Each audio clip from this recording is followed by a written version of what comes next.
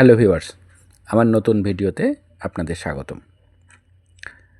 আজকে আপনার সামনে এনেছি বগুড়ায় পালন হলো আন্তর্জাতিক মাতৃভাষা ও শহীদ দিবস 2026।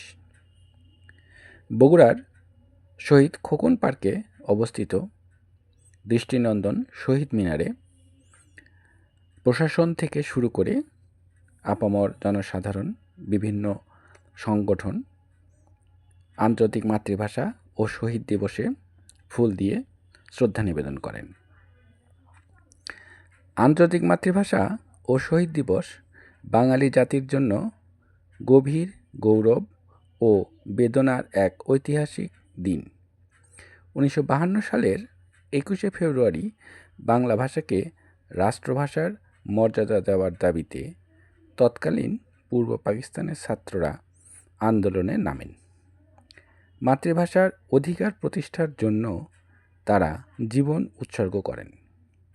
সালাম, বরকত, রফিক, জব্বার সহ নাম না জানা অসংখ্য শহীদের আত্মত্যাগের মধ্যে দিয়ে রচিত হয় বাংলা ভাষা আন্দোলনের এক গৌরবময় অধ্যায়।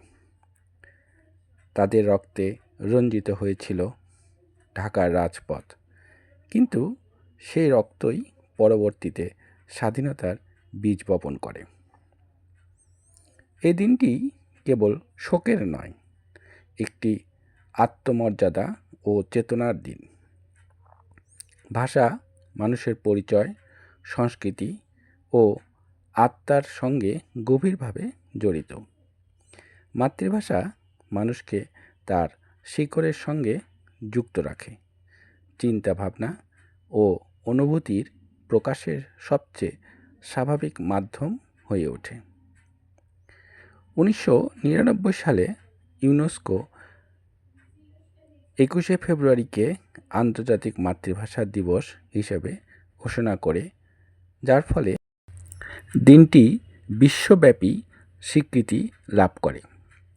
এর মাধ্যমে ভাষাগত বৈচিত্র্য ও বহুভাষিকতার গুরুত্ব বিশ্ববাসীর কাছে তুলে ধরা হয়। প্রতি বছর 21শে ফেব্রুয়ারির প্রথম প্রহরে মানুষ খালি পায়ে শহীদ মিনারে গিয়ে ফুল দিয়ে শহীদদের প্রতি শ্রদ্ধা নিবেদন করে। দেশ জুড়ে পালিত হয় নানা সাংস্কৃতিক অনুষ্ঠান, আলোচনা সভা ও প্রভাত ফেরি। বইমেলায় নতুন বইয়ের সুবাসে ভরে ওঠে চারপাশ, যা বাংলা ভাষা ও সাহিত্যকে আরও সমৃদ্ধ করে। শিক্ষা প্রতিষ্ঠানগুলোতে ভাষা আন্দোলনের ইতিহাস আলোচনা করা হয়, যাতে নতুন প্রজন্ম শহীদদের আত্মত্যাগ সম্পর্কে জানতে পারে এবং মাতৃভাষার মর্যাদা রক্ষায় সচেতন হয়। আন্তর্জাতিক মাতৃভাষা ও শহীদ দিবস আমাদের শেখায় যে ভাষা কেবল যোগাযোগের মাধ্যম নয়, এটি জাতিসত্তার ভিত্তি। মাতৃভাষার জন্য জীবনদান বিশ্ব ইতিহাসে বিরল ঘটনা। তাই এ দিনটি আমাদের কাছে চিরস্মরণীয়। শহীদদের আত্মত্যাগের প্রতি গভীর শ্রদ্ধা জানিয়ে আমরা প্রতিজ্ঞা করি, বাংলা ভাষার শুদ্ধ ব্যবহার, চর্চা ও বিকাশে আমরা সর্বদা সচেষ্ট থাকব। আপনি কি চ্যানেলটি সাবস্ক্রাইব করেছেন?